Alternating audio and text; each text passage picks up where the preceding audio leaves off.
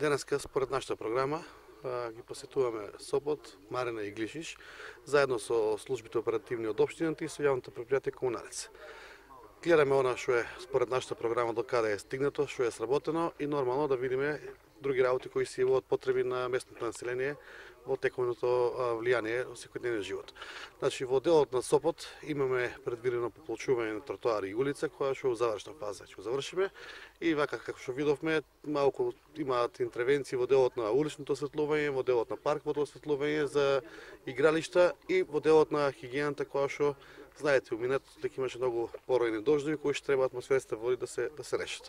Тоа е за Сопот, за Марина. Исто сакам за Сопот да спомнам дека сега проектираме проект за нов пат и ќе го аплицираме до ИПАР 2 фондовите, кој што мислам дека ќе биде одобрен од Сопот до Рибарци. Тоа е 5 километра пат кој што треба да го одобриме и да го направиме за наредната година, кој што многу ќе му олесни и функционирањето и работењето во Сопот, поготово земјоделска дел за комуникација.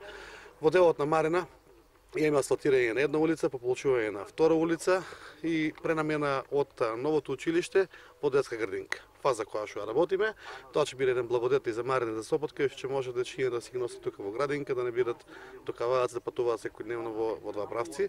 Исто така за Глишич имаме предвидена атмосферска канализациона мрежа и во делот на тековното одржавање.